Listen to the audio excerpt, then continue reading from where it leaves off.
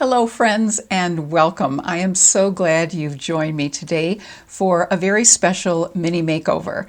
I've done a couple of these previously. This is the third one and my friend Becky will be joining me very shortly to help me out. As many of you know, I'm a professional working makeup artist who's passionate about helping all of us who are over 50 look like the very best versions of ourselves. Since I regularly teach makeup techniques classes for women over 50 and also do individual consultations, I always especially love inviting friends down to my YouTube studio to help me out with one of these mini makeovers. My wonderful friend Becky has agreed to join me today and she'll be with us momentarily. If you're new to this channel, I want to extend a special welcome to you. I create new videos every Thursday and I hope you'll consider becoming a member of our family of subscribers.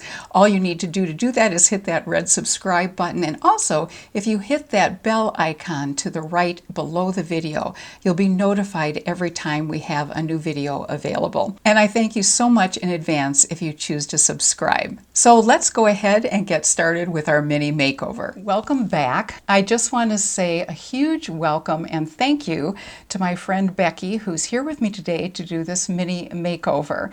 I'm so grateful she's spending some time with us. She's incredibly busy, and I really want her to tell you a little bit first about what she has been up to recently, and also a little bit about her previous background before she, this is air quotes, retired, which you really haven't retired, but from a first job at least.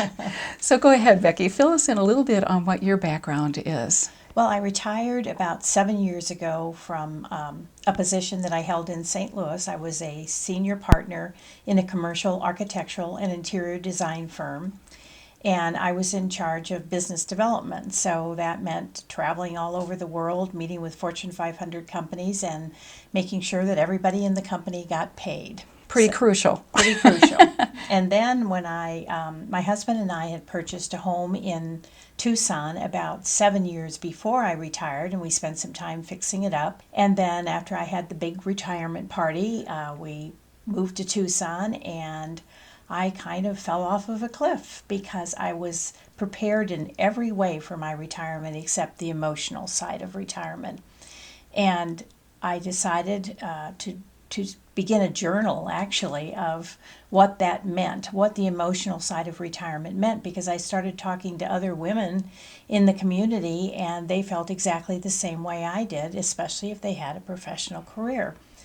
And so I sat down one day and started writing a book, and I had never written a book before in my entire life, but it was a journey that was pretty much saved my life in a lot of different ways, and I have been very fortunate that my first book, called Hiding in My Pajamas, which I did for 2 years, literally, catapulted me into being a national speaker and author, and I just debuted my second book in May of last year, which is called A Classic in Clown Shoes, for a lot of different silly reasons. So it's been an amazing journey that I never thought I would ever take before. Oh, and Becky is way too modest to say this, but I have to tell you, her books are incredible from several different standpoints.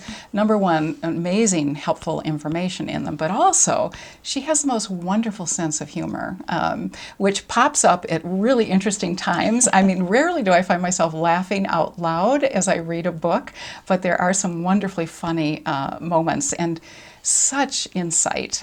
So anyway, highly recommend, and I'm so glad you're here with us today, Becky. Thank you, Elise. It's delightful being here, and it was kind of scary when Elise asked me if I'd come and do one side of my face that would not be made up and the other one made up, and she just does an amazing, absolutely amazing job. I feel like on the left side, I'm a whole new person.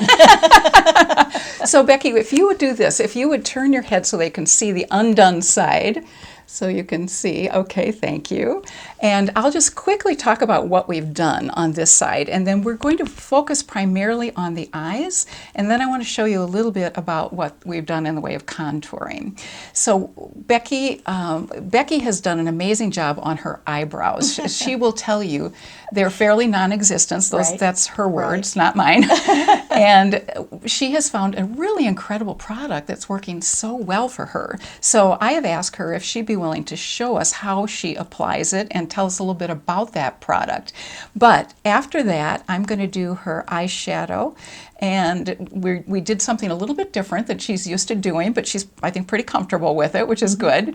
And we've already put her foundation on. We've put some blush on and some highlighter here, and we've done some contouring. But I'll talk about the foundation, blush, and contouring after we do the eyeshadow. But why don't you go ahead and start us off with your eyebrow? Okay, I will, and I need my makeup mirror. Yes. I found this amazing product. I had breast cancer years ago, actually, when I was 40, and of course all my eyebrows fell out and they never really came back again. So all these years I've been struggling with how do you fill in something. And this makeup product, or this eyebrow product, I just absolutely love. It comes actually like this with the brush in the top. Hold it for a second. I'm just going to show this to you so you can get a better look at it. It has a nice thin brush. It's by a makeup brand called Pur. I believe that's how it's pronounced, P-U-R. Yeah. And it's an all-in-one product. And it's so nice because it doesn't dry out. You just take the brush and put a little bit on it.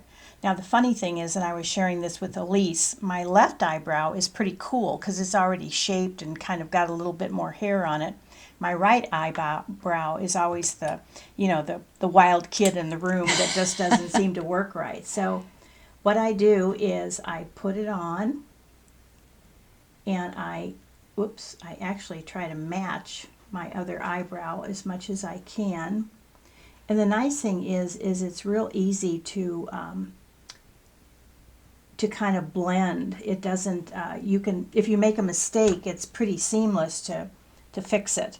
And I absolutely love that because I wear glasses, and so as you see, I have the makeup mirror right next to my face so I can actually see something. But I try to put it on a little bit higher on my right side because I don't have a line of sight that you normally do when you're doing your brows because I don't have any hair up there, and try to match it as much as I can. And so that one eyebrow, the worst case thing is if you have one eyebrow hanging out over your top of your glasses, it looks incredibly weird. So what do you think about Looking good. Looking good? I think it's a little bit thicker maybe than the other one, and I do often, if it's, as you can see, my left one is a little bit darker over there because when you wear it for a while, then it tends to darken up just a bit. So sometimes I'll put a little bit of powder on it, but they look fairly even. Sticking with either neutral colors or colors that have some warmth to them. So what I've done, and Becky, if you want to turn toward facing the camera for a minute, what I've done is even out with the other eye. I've gone with the neutral eyeshadow in her crease area and slightly above because I want to lift her eye area. And then I'm going to bring it down in sort of a backward 7 along the side and then toward the lash area. And always, of course, with eyeshadow, the most important thing we can do is blend. So I'm going to take my blending brush and blend those outer edges. Then I'm going to go in and I'm going to take this medium brown color, and it's more of a reddish brown. You can see it in the middle row on the far end. And the reason I'm going to go with that particular color is, as I mentioned, Becky has a warm undertone to her skin. So this reddish brown is going to work really well for her. So I'm going to put this starting in about the middle part of her crease area and bringing it out into that backward 7 area. Put a little bit more on the brush, tap it off, and then I'm going to bring it down. And what this does is it makes her eyes look even bigger and brighter. It draws attention to her eyes. She has gorgeous eyes. That's what we want to do, draw even more attention to them. And we're going fairly light with this. Becky, as she mentioned, does a lot of national speaking. So she wanted to do something to amp up her eye look, but yet not make it look too dramatic or deep. And I can certainly understand that because Becky's not used to wearing a lot of heavy eyeshadow. She wants a little bit more of a neutral look, right? Am I? Absolutely. And I have to say, when Elise first started putting this on my other eye, I was so scared because I thought it was way too dark looking at the palette, but I'm just absolutely flabbergasted. It looks amazing. It's just a great color for you. And the trick too is just a light application, just a couple of dips into the eyeshadow and then tap it off. That makes a huge difference. And then just blend those outer edges. Now, oftentimes if we feel we still have some demarcation and that harsh edge shows a little bit too much, we can take some of that vanilla color that we used earlier and just blend that in, and that can make a big difference as well. And I'm going to actually do that right now. So we're going to take that vanilla color and I'm just going to go along that outer edge and just make it even a little bit more blended. Okay. I think we match. That's good. Next, we're going to do some eyeliner, and I'm going to take an angled brush like this one. You can also use a flat top brush. I'm going to take that deepest brown color that's along the top in the middle, and we're going to use that as our eyeliner. Just going to dip my brush into there, tap it off, put my glasses on. That helps too. Ask Becky to close her eyes. And I'm going to go as close to that bottom lash as I can. Now, I mentioned to Becky, she does a lot of different events and appointments and meetings, and often goes from, first thing in the morning till late at night, especially if she has a speaking engagement. And so what I suggested to Becky too is for an all-day wearable eyeliner. Sometimes what helps is to add a particular product to your powder eyeliner that helps it turn into a waterproof eyeliner. And it's something called Makeup Forever Aqua Seal. Makeup Forever is the brand, Aqua Seal is the particular name of the product. Adding a little bit of that to your brush can really make a difference from turning a powder eyeshadow into an eyeliner that absolutely will stay in place, waterproof all day long. Now, we had a little bit of fallout, so I'm going to take a Q-tip and I'm going to just make sure we get that off. And Becky, if you want to look into the camera there, as you can see, we didn't have a really harsh eyeliner look. We went with a really soft brown, which I think really suits Becky very well. It just adds enough delineation to her eye area to really amp up her eye look. And then I'm going to take a little bit, I'm going to combine a medium brown with that deeper brown, tap off my brush, and I'm going to go just along the outer third of her eye, just to add this little bit of delineation under her bottom lash area, which it's so surprising what a difference that can make. And I'm going to add just a little bit more here. But just that little emphasis in that eye area makes a difference. And I'm going to take the Q-tip and I'm going to go back over that just to soften it slightly. You want to look at me for a second? Okay, I think we're even. Next, Becky has already applied mascara to both of her eyes. So what we're going to do is just add a little bit of bottom lash mascara. And Becky was pretty amazed, actually, by what a difference it made. I didn't even think I had any bottom lashes because I wear glasses and I couldn't see them anyway. When Elise did this, I was just absolutely shocked at how great it looked. So we're just adding a little bit, whoa, got a little bit too much mascara on that brush. What we're using is this tiny little mascara brush. This, as I've mentioned before, if you've seen any of my other videos, this is from Clinique. It's bottom lash mascara. And I'm just going to take the smallest little amount. What it does is it ensures that we don't have raccoon eyes, as we often do, adding a little bit of, and I'm going to need that Q-tip one more time here. Okay, there we go. So just that tiny little bit of mascara makes the world of difference, and especially applying it just toward the outer eyelashes can make a difference as well. I'm going to also just mention what we did in the way of foundation and blush and highlighter. Okay. We used a foundation on Becky. It's made by Eve Pearl. This is in their medium color, and what I love about this foundation, I'll try not to blind you with the mirror here, is it comes in two different colors, so you can mix it to whatever you need to match your skin tone, and obviously our skin tone varies in the summer from the winter, so that can be very helpful. There are also two concealers that are here underneath, and then over on the far side there is a blush. as well as an illuminator. So what we did was we put the foundation all over Becky's face and applied it with a really wonderful foundation brush, also made by Eve Pearl. It's very soft. And then we did a little bit of contouring under this cheekbone area because Becky has gorgeous cheekbones. And we use this soft sculpting brush, which works really well. We went under the cheekbones here. Becky has a forehead that's high enough that we can also do some contouring up along the forehead area. So usually the way to determine that is if they're 3 finger widths or more, then you can sort of help your forehead area look a little less prominent. So what we're doing is we're going around the edge of the forehead with our contouring cream, underneath the cheekbones, back out to the ear, and then underneath the jawline. As I mentioned to Becky, I don't think any of us gets to the age that we are right now without our jawline looking a little different from when it looked when we were in our 30s. So this helps really firm and tone that jawline area. And then we want to blend this down when we apply it. And when we put it under the cheekbones, we really want to blend it up. Put our blush starting about here on back, and again, because Becky has this wonderful warm undertone, we use sort of a medium pinky coral color.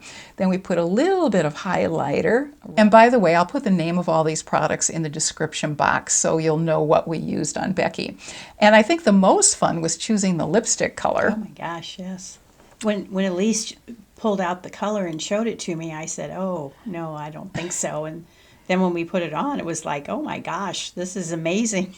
It just so brightened up Becky's whole face. And that's what the right lipstick color does. And the most important thing is finding a lipstick color that works with your skin undertone. So Becky, as I mentioned, has this wonderful warm undertone. So we knew we wanted to go toward the corals and peachy end of things, and maybe a little bit of pink in it. And that's what's beautiful about this particular shade. It's a Pat McGrath lipstick, by the way, called Emmanuel. And it has just enough pink and coral to be soft, but has some brightness too. And then we added a little bit of lip gloss on the top. And then because Becky, like me, has some issues with lipstick feathering, those wonderful little vertical lines that start to form, we also did a few things to combat that as well. And as a matter of fact, I do have a whole video that maybe some of you have seen called 5 Tips for Luscious Lips, where I go into what we did for the lip area to help prevent that feathering. So I'll put a link to that video in the description box below as well.